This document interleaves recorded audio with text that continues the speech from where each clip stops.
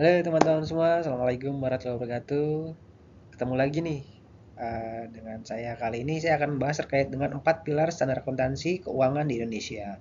Nah, kenapa sih hari ini saya akan membahas ini? Karena kebetulan nih saat ini saya sedang berkuliah di Universitas Cyber Asia dan ini untuk memenuhi tugas akhir semester atau UAS tentang teori akuntansi. Kita masuk ke pendahuluan nih teman-teman semua. Standar akuntansi keuangan atau SAK, kita lebih kenal dengan SAK, itu digunakan untuk menyusun laporan keuangan yang akurat, transparan, dan dapat dipertanggungjawabkan. Nah, tujuan SAK ini sendiri, kenapa sih kita harus ada SAK? Kenapa sih harus ada standar? Gitu lah kira-kira. Standar ini dibuat untuk memberikan panduan dalam penyusunan laporan keuangan yang relevan, handal, dan dapat dibandingkan, serta meningkatkan kualitas laporan keuangan. Ketika laporan keuangannya berkualitas, maka pengambilan keputusan akan lebih baik dan menciptakan keseragaman dalam penyajian laporan keuangan. Jadi antara perusahaan A, B, C, dan D itu akan sama semua penyajian laporan keuangannya. Nah, di Indonesia sendiri nih terdapat 4 pilar SAK yang disesuaikan dengan karakteristik dan kebutuhan entitas yang digunakan masing-masing, yaitu yang pertama SAK internasional atau SAK berbasis IFRS, yang kedua adalah SAK umum atau SAK dengan IFRS konvergensi, dan SAK etap atau entitas tanpa akuntabilitas publik, dan SAK EMKM atau entitas mikro, kecil, dan menengah. Apa sih perbedaan dari 4 SAK ini? Mari kita akan bahas di slide selanjutnya. Yang pertama adalah tentang SAK internasional nih. Apa sih SAK internasional? SAK internasional itu atau kita lebih kenal dengan International Financial Reporting Standard adalah standar akuntansi global yang diterbitkan oleh IASB atau International Accounting Standard Board. Standar ini dirancang untuk menciptakan keseragaman dalam penyajian laporan keuangan di seluruh dunia. Jadi dari negara Indonesia maupun negara-negara lain yang menganut IFRS itu standar keuangannya sama, penyusunan laporan keuangannya sama, sehingga memudahkan para para pengguna laporan keuangan atau para investor untuk memahami dan membandingkan informasi keuangan antar entitas dari berbagai negara. Karakteristiknya tuh yang pertama adalah berbasis prinsip. IFRS lebih menekankan pada prinsip-prinsip akuntansi yang mendasari penyusunan laporan keuangan, bukan aturan-aturan yang rinci. Jadi IFRS itu lebih masuk ke prinsip-prinsipnya, prinsip dasar akuntansi itu seperti apa. Nah, itu yang akan lebih ditonjolkan dalam IFRS, sehingga dapat memberikan fleksibilitas bagi entitas dalam menetapkan standar sesuai dengan kondisi dan karakteristik masing-masing. Yang kedua adalah fokus pada nilai wajar atau IFRS menggunakan nilai wajar fair of value menjadi dasar penilaian aset dan liabilitas. Nilai wajar adalah harga yang akan diterima untuk menjual aset atau dibayarkan untuk mengalihkan liabilitas dalam transaksi yang wajar antar pihak-pihak yang berkenaan. Lalu transparansi dalam pengungkapan dan konvergensi global. Jadi IFRS ini sudah diadopsi lebih dari 140 negara di seluruh dunia termasuk Indonesia. Hal ini menunjukkan bahwa IFRS itu telah menjadi standar akuntansi global nih yang diakui secara luas. Sehingga ketika kita menggunakan IFRS, laporan keuangan itu bisa mudah dibandingkan. Jadi antara perusahaan A, B, C, D, E ketika menggunakan IFRS karena standarnya sama, jadi harusnya sama nih cara perhitungan dan lain-lainnya. Sehingga bisa memudahkan kita nih sebagai investor, ketika kita sebagai investor untuk melihat nih mengevaluasi kinerja posisi keuangan itu seperti apa sih, si perusahaan ini apa namanya profitable atau tidak, kira-kira seperti itu. Lalu meningkatkan kredibilitas. Penggunaan IFRS meningkatkan kredibilitas laporan keuangan karena disusun berdasarkan standar yang diakui internasional. Hal ini dapat meningkatkan kepercayaan investor baik terhadap pihak-pihak terkait terhadap informasi dari laporan keuangannya. Lalu akses ke pasar global, mudah ke akses pasar modalnya. Entitas yang menetapkan IFRS memiliki akses yang lebih mudah ke pasar modal karena laporan keuangannya lebih mudah dipahami dibandingkan oleh investor internasional. Kenapa? Karena investor internasional sudah terbiasa di negaranya menggunakan IFRS, sehingga begitu ke Indonesia, Indonesia menggunakan IFRS atau ada perusahaan yang menggunakan IFRS, investor akan lebih mudah membandingkan, oh ini perusahaan ini profitable nih, kira-kira seperti itu. Lalu efisien nih dalam menyusun laporan keuangannya. Kenapa? Karena entitas dapat menyusun laporan keuangan dengan lebih efisien karena tidak perlu lagi menyesuaikan standar-standar akuntansi yang berbeda di tiap negara. Nah, digunakan oleh siapa sih biasanya IFRS nih? IFRS itu digunakan oleh perusahaan dengan akuntabilitas publik yang signifikan, seperti perusahaan publik, bank, asuransi, dan BUMN besar. Nah, terus tujuannya itu buat apa? Yang pertama tadi meningkatkan transparansi laporan keuangan, memudahkan perbandingan laporan keuangan dengan perusahaan internasional, dan meningkatkan daya tarik investor asing nih buat berinvestasi ke perusahaan kita. Kira-kira seperti itu kelebihan dari IFRS. Yang kedua adalah terkait dengan SAK umum nih atau SAK IFRS konvergensi. Jadi ini tuh apa sih maksudnya SAK umum tuh? SAK umum itu lebih kenal juga sebagai SAK IFRS konvergensi, adalah standar akuntansi yang berlaku di Indonesia dan mengadopsi sebagian besar dari IFRS. Konvergensi itu apa sih maksudnya di konvergensi itu?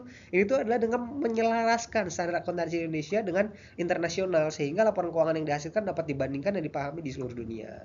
Kenapa sih ada konvergensi IFRS di Indonesia?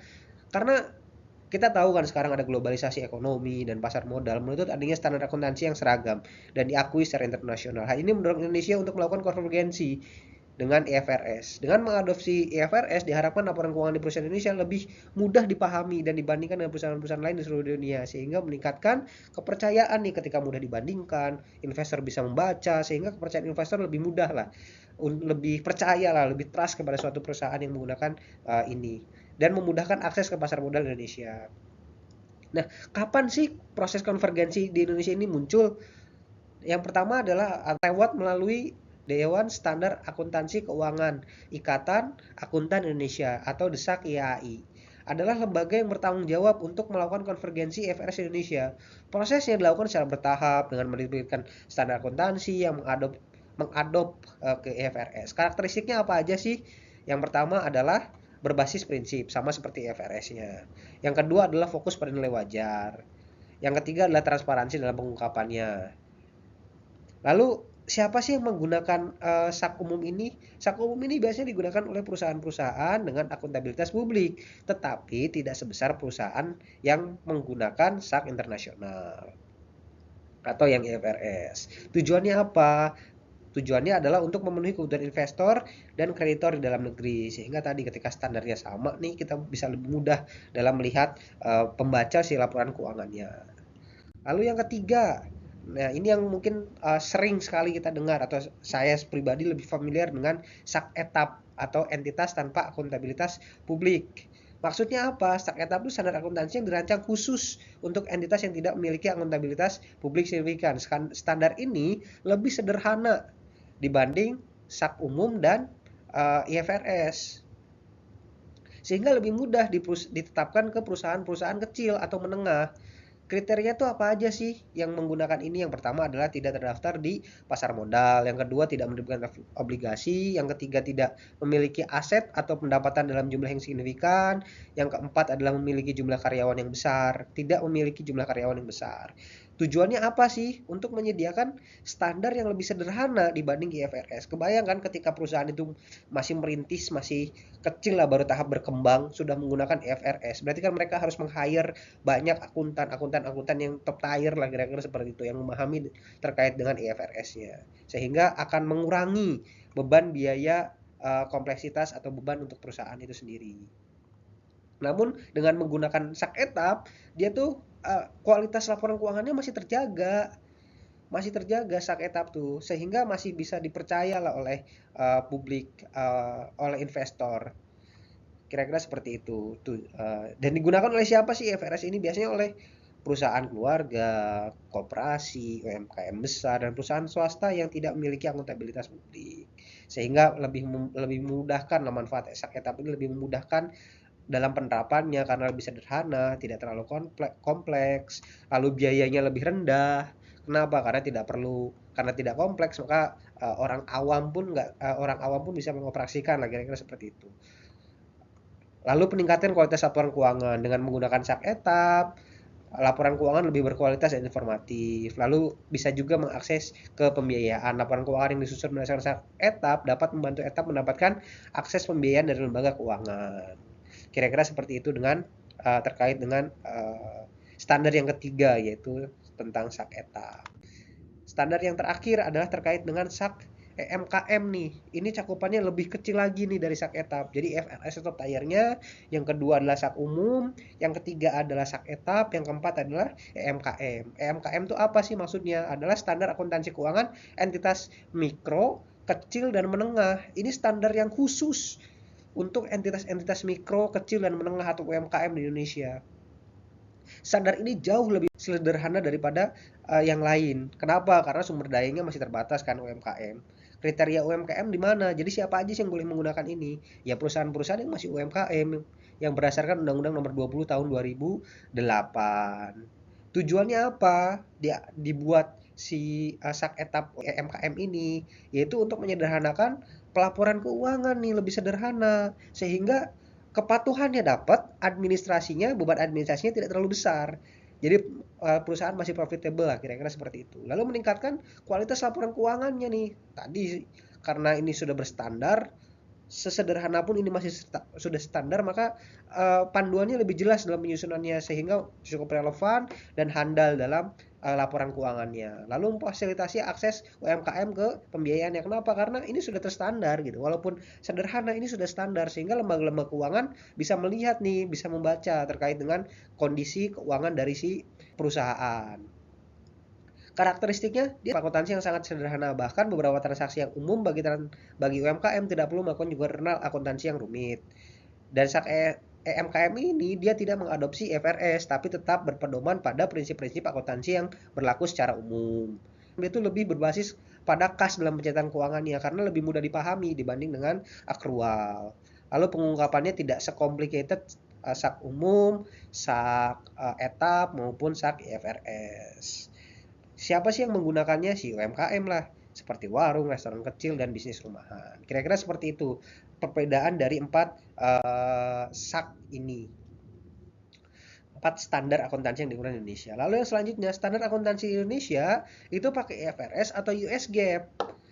Standar Indonesia tuh mengacunya pada IFRS daripada US GAAP. Kenapa? Karena IFRS digunakan 140 negara, memudahkan membandingkan laporan keuangan lintas negara dan kredibilitasnya lebih tinggi dibanding US GAAP dan akses ke pasar modalnya lebih mudah si IFRS. Lalu dukungan internasionalnya IFRI, IMF dan Bank Indonesia mendorong nih semua perusahaan menggunakan IFRS. Lalu pengembangan profesinya, IFRS meningkatkan kompetensi akuntan. Singkatnya IFRS membantu Indonesia terintegrasi ke dunia global.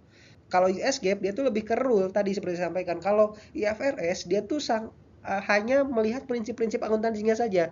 Yang penting prinsip-prinsipnya masuk sehingga perusahaan bisa melakukan penyesuaian lebih fleksibel dalam melakukannya. Sementara US GAAP harus rule. Rule-nya apa? Jadi lebih kaku dia US GAAP dibanding sama IFRS. Nah, lebih jelasnya seperti ini. Kalau untuk pendekatannya IFRS berbasis pada prinsip. Sementara US GAAP berbasis pada aturan, rules-nya. Lalu penggunaan fair value-nya. Kalau IFRS menekankan pada nilai wajar untuk pengukuran aset dan liabilitasnya. Kalau US GAAP menggunakan historical cost. Lalu fleksibilitasnya. Kalau IFRS lebih fleksibel dalam penetapan standarnya karena yang penting prinsip. Kalau US GAAP karena dia rules maka dia lebih ketat dalam melakukan fleksibilitasnya itu lebih tidak ada lah kira-kira seperti itu dibandingkan IFRS. Lalu pengakuan pendapatannya. Prinsipnya secara umum yang penting 5 langkah utama itu terpenuhi lah kalau IFRS. Kalau US GAAP enggak, aturan spesifiknya ada nih untuk masing-masing industri.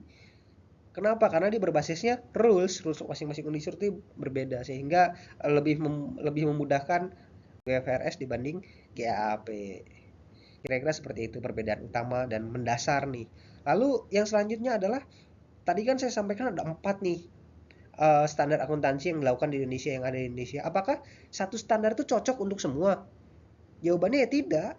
Kenapa? Karena mereka masing-masing memiliki kelebihannya masing-masing gitu. Masing-masing mempunyai kelebihannya masing-masing dan ada keuntungannya masing-masing, ada peruntukannya masing-masing. Kebayang nggak ketika misal seluruh perusahaan Indonesia harus menggunakan IFRS? Bagaimana dengan UMKM di Indonesia yang sedang berkembang ini? Yang tidak bisa meng-hire orang-orang yang top tier lah, orang-orang yang tinggi terkait dengan akuntansi. Maka itu akan tidak mudah lah kira-kira seperti itu. Dan untuk menetapkan ini tuh standarnya harus satu atau banyak, atau pemilihan standar akuntansi yang tepat tuh ada beberapa faktor yang menentukan. Yang pertama adalah ukuran dan kompleksitas dari entitasnya. Entitas besar dan kompleks harus membutuhkan yang lebih rinci, yaitu si IFRS. Sementara kalau yang kecil, sederhana, ya kita pakai sak etap atau sak EMKM. Lalu jenis entitasnya, entitas dengan kegiatan syariah harus ada juga standar akuntansi yang syariahnya. Lalu ketentuan penggunaan laporan keuangan untuk laporan yang digunakan oleh investor atau kreditor, standar yang lebih komprehensif dibutuhkan. Sementara untuk keperluan internal, standar yang lebih sederhana bisa itu sudah lebih dari cukup lah, kira-kira seperti itu untuk satu standar, untuk standar akuntansi. Jadi gimana, satu standar atau enggak nih buat se-Indonesia untuk akuntansinya? Jawabannya tadi tidak, jelas tidak. Kenapa? Karena ya satu standar digunakan untuk semua perusahaan ya nggak bisa, kira-kira seperti itu. Nah, kita bisa ambil kesimpulan nih dari slide 1 sampai slide selanjutnya, dari slide 1 sampai slide akhir ini. Kesimpulannya dari Indonesia itu memiliki 4 jenis standar akuntansi. Yang pertama adalah SAK internasional, yang kedua SAK umum, yang kedua adalah SAK etap, yang ketiga adalah SAK IMKM. Keberagaman ini memastikan setiap entitas dapat menyusun laporan keuangannya sesuai dengan skala dan kompleksitas bisnisnya. Lalu yang kedua adalah Indonesia, dia tuh mengacu pada IFRS untuk meningkatkan transparansi dan perbandingan dengan laporan keuangan secara global. Lalu yang selanjutnya adalah satu standar tidak cocok untuk semua karena kebutuhan bisnis yang berbeda-beda, kompleksitasnya yang berbeda, sehingga tidak cukup hanya satu standar yang ditetapkan di Indonesia. Lalu pada akhirnya standar akuntansi itu bukan hanya aturan teknis, tapi itu alat yang sangat penting dalam pengambilan keputusan bisnis dan investasi. Keberagaman standar Indonesia mendukung keseimbangan antara transparansi, efisiensi, dan pertumbuhan ekonomi. Sehingga satu standar tuh atau standar itu adalah kunci. Ketika di Indonesia tidak ada standar akuntansi yang ditetapkan, perusahaan A, B, C, D, E membuat akuntansi yang ya suka-suka dia lah dalam tanda kutip, akan menyulitkan bagi investor untuk membaca atau membandingkan laporan keuangannya. Kira-kira seperti itu terkait dengan standar akuntansi yang ada di Indonesia. Jadi standar adalah kunci. Itu poin terakhir dari kesimpulan yang bisa saya sampaikan di kesempatan kali ini. Ini referensi-referensi yang saya gunakan dari Ikatan Akuntan Indonesia, Financial Reporting, Accounting Standard, Ikatan Akuntansi Indonesia, dan Ikatan Akuntan Indonesia di tahun 2016 dan 2009. Kira-kira seperti itu teman-teman yang bisa saya sampaikan pada kesempatan kali ini. Kurang lebihnya mohon maaf. Wabillahi taufiq wal hidayah. Wassalamualaikum warahmatullahi